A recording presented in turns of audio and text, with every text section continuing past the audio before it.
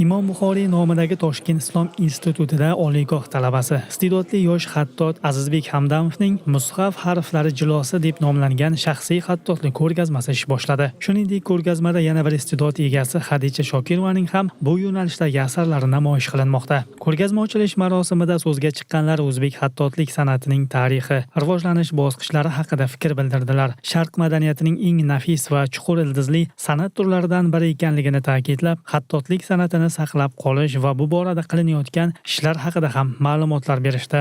Institutimizning 2-kurs talabasi Hamdamov Azizbek ko'p yillardan beri xattotlik bilan shug'ullanib keladi. Mana 6 yil ichida ishlagan asarlari 40 dan oshibdi. Mana shu asarni bugun namoyishini birga tashkillashtirdik.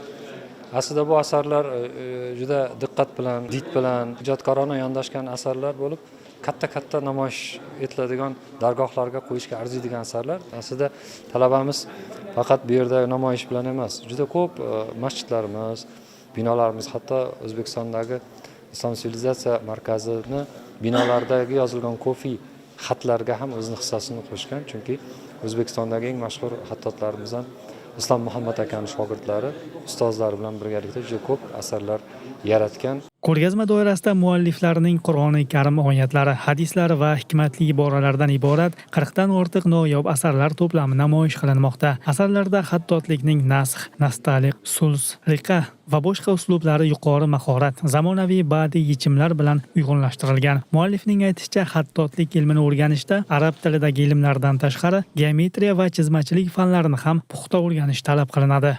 Umuman xattotlik san'atiga qiziqish qachondan paydo bo'ldi? Buni o'rganish uchun nimalar talab qilinadi? Shu haqida gapirib bersangiz. Xattotlikka qiziqish avvalo o'zim ko'proq arxitektura, me'morchilik sohasida, binolarni o'sha tashqi modern dizayn sohasiga qiziqardim. Shuning uchun zamonaviy islomiy me'morchilik sohalari ayniqsa qiziqtirganligi uchun ko'proq shu binolarni bezatadigan yozuvlarga qiziqish bo'lgan edi avval boshida. Shu asosida keyin xattotlikka qiziqish boshlangan. Xattotlik bilan 2020-yildan beri shug'ullanib kelaman. Asosan xattotlikning o'zim ko'proq shug'ullanganim kufiy xatini bilishlik uchun avvalo arab tili bilan birgalikda geometrik chizmachilik sohasi ham juda muhim o'rin tutadi. Suhbat davomida muallif xattotlik asarlaridagi shakl va naqshlarni qanday tanlanishini ham ochiqladi. E'tibor beradigan bo'lsak, bu yerdagi yozuvlardagi ba'zida gulga yaqinroq bo'lgan yengilroq naqshlar bor. Ba'zilarida to'g'ri chiziqlardan iborat qat'iy chiziqlar bor. U chiziqlar yozuv ma'nosi bilan kompozitsiya qilingan. Masalan, juda qat'iy oyatlar yoki juda qat'iy hikmatlar bo'lsa, ular to'g'ri chiziqlar bilan ifodalangan. Yozuvda jannat oyatlari yoki musulmonlarga berilgan xushxabarlar shu kabi muloyimlik ma'nosi bor bo'lgan lafzlar bo'ladigan bo'lsa, kompozitsiyaning ma'nosida. Kompozitsiyaning ma'nosida kelib chiqib, yengilroq, yumaloq, gulga shakliga yaqinroq bo'lgan uslublardan foydalanadi. U berilayotgan gul yozuvning ma'nosi bilan uyg'unlashsa, u haqiqiy ma'noda ish bo'ladi.